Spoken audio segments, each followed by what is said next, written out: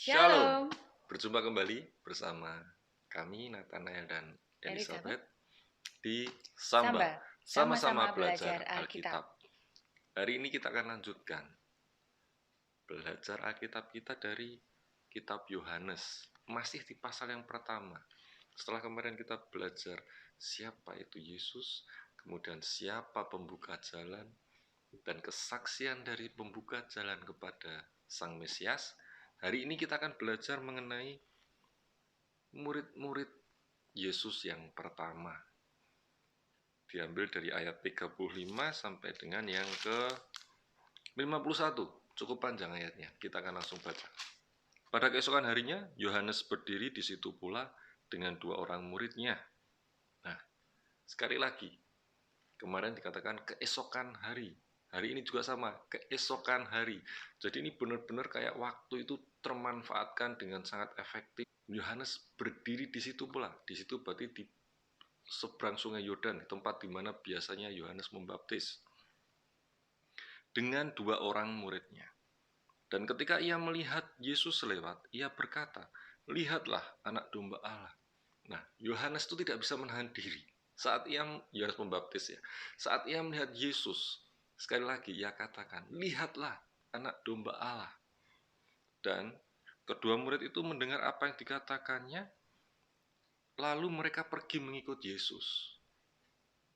Kita lihat di sini bagaimana muridnya Yohanes pergi mengikuti Yesus gara-gara perkataan Yohanes yang mengatakan bahwa Yesuslah Anak domba Allah. anak domba Allah. Tetapi Yesus menoleh ke belakang. Ia melihat bahwa mereka mengikut dia. Lalu berkata kepada mereka, "Apakah yang kamu cari?" Kata mereka kepadanya, "Rabi," yang artinya guru, "di manakah engkau tinggal?" Ia berkata kepada mereka, "Marilah dan kamu akan melihatnya." Mereka pun datang dan melihat di mana ia tinggal, dan hari itu mereka tinggal bersama-sama dengan dia. Waktu itu kira-kira pukul 4. Nah, kita lihat di sini bahwa saat kedua orang murid itu mengikuti Yesus, Yesus bertanya kepada mereka, apa yang mereka cari? Setelah mengikuti Yohanes sebagai murid Yohanes, kenapa mereka mengikuti Yesus? Yesus bertanya, apa yang kamu cari dengan mengikut aku gitu ya? Apa sih yang kalian cari? Dan kedua murid itu berkata, di mana engkau tinggal? Agak ini ya, agak gimana gitu ya. Bagaimana mungkin dari pernyataan Yohanes yang mengatakan anak domba Allah dan mereka mengikut Yesus, tapi saat ditanya kenapa kamu ikut aku, jawabannya gimana engkau tinggal?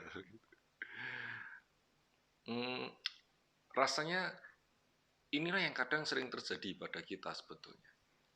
Kadang saat kita mengikut Yesus, kita seringkali nggak ngerti sebetulnya apa tujuan kita ikut Yesus sebetulnya. Apa motivasi utama kita mengikut Yesus? Panggilannya udah benar, bahwa kita tahu bahwa Yesus adalah anak domba Allah, itu sudah benar.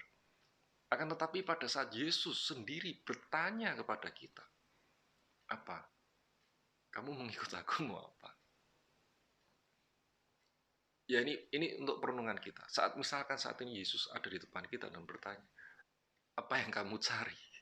Apa jawab kita? Ya, itu stop sampai di sini aja untuk perenungan buat kita. Dilanjutkan, salah seorang dari keduanya yang mendengar perkataan Yohanes lalu mengikut Yesus adalah Andreas, saudara Simon Petrus. Andreas mula-mula bertemu dengan Simon, saudaranya, dan ia berkata kepadanya, "Kami telah menemukan Mesias," artinya Kristus. Ia membawanya kepada Yesus. Yesus memandang dia dan berkata, "Engkau Simon, anak Yohanes.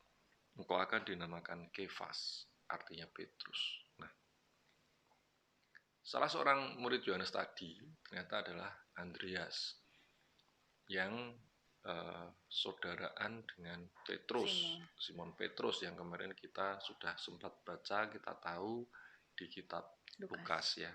Nah, di sini dikatakan bahwa mula-mula bertemu dengan Simon. Jadi setelah ia mengikut Yesus, Yang ia lakukan pertama kali adalah ia mencari Simon, saudaranya.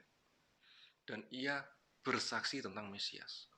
Ia katakan bahwa kami telah menemukan Mesias.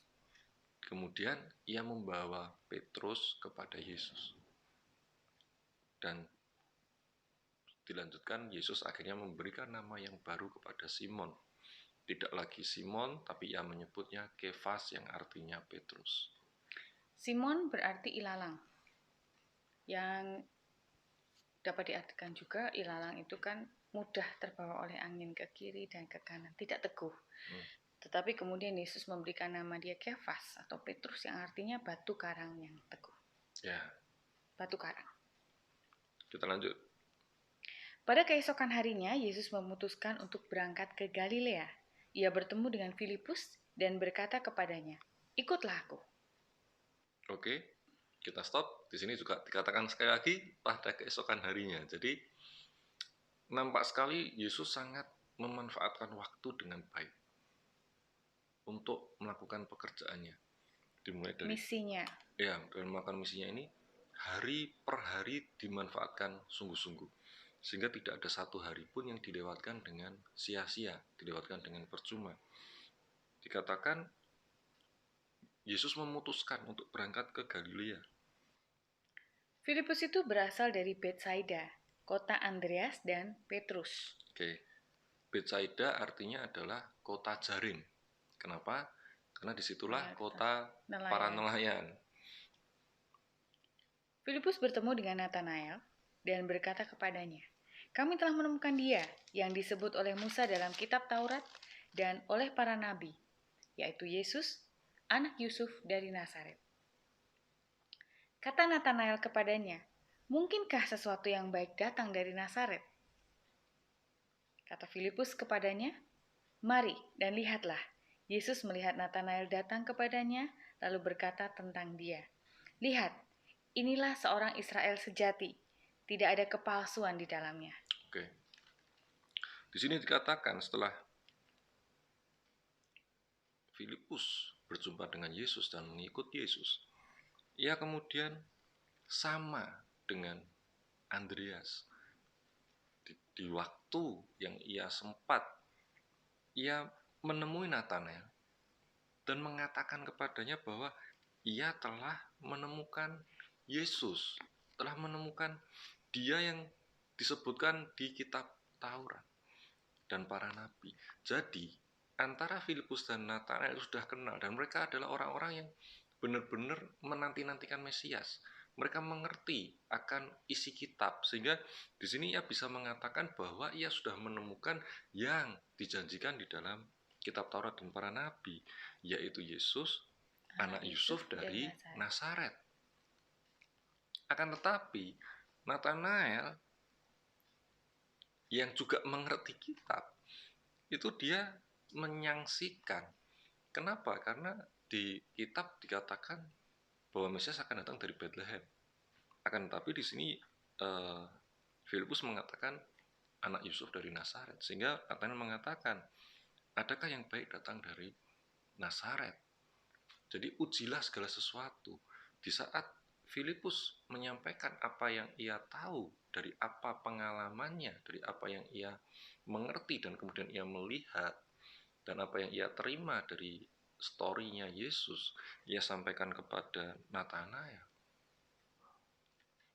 Filipus nggak salah, akan tetapi yang disampaikan Filipus itu adalah luapan dari apa yang ia ingin sampaikan kepada Nathanael. Sehingga dikatakan kemudian Filipus pun meminta Nathanael untuk datang aja, mari. Ayo lihat sendiri dan lihatlah gitu.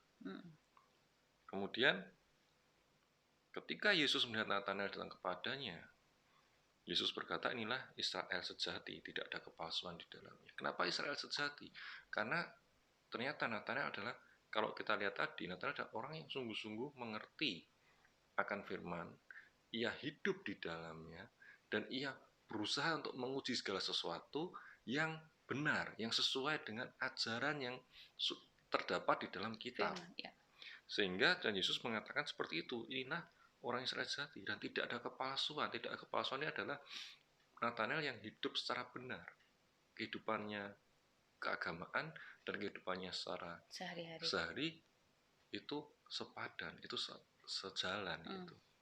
Kemudian dilanjutkan, kata Nathanael kepadanya, bagaimana engkau mengenal aku? Jawab Yesus kepadanya, sebelum Filipus memanggil engkau, aku telah melihat engkau di bawah pohon ara. Kata Nathanael kepadanya, Rabi, engkau anak Allah, engkau raja orang Israel. Yesus menjawab katanya, karena aku berkata kepadamu, aku melihat engkau di bawah pohon ara, maka engkau percaya. Engkau akan melihat hal-hal yang lebih besar daripada itu. Lalu kata Yesus kepadanya, aku berkata kepadamu, sesungguhnya engkau akan melihat langit terbuka dan malaikat-malaikat Allah turun naik kepada anak manusia. Ya, di sini kita melihat Nathanael bertanya, bagaimana kok Yesus bisa mengenal dia? Dan dikatakan Yesus menyampaikan bahwa sebelum Filipus memanggil engkau, aku telah melihat engkau di bawah pohon ara. Nah, saat perkataan dikatakan, Nathanael langsung merespon bahwa Rabi, engkau anak Allah, engkau raja orang Israel. Kenapa bisa demikian? Yesus mau mengatakan sesuatu hal yang sifatnya private, mengatakan sesuatu yang hanya diketahui oleh Nathanael. Apa yang ia lakukan di bawah pohon ara itu adalah suatu keadaan yang sifatnya private antara Nathanael dan Tuhan. Tuhan Yesus melanjutkan bahwa nanti setelah ini engkau akan melihat hal-hal yang lebih dahsyat saat engkau bersamaku. Engkau akan melihat bagaimana langit terbuka, bagaimana malaikat turun naik, menyatakan kemuliaan Tuhan dari kehidupan Yesus di dunia ini.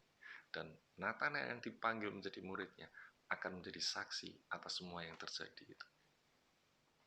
Satu hal yang kita akan pelajari juga di sini, bagaimana Andreas dan Filipus itu sama-sama mengatakan kami menemukan dia.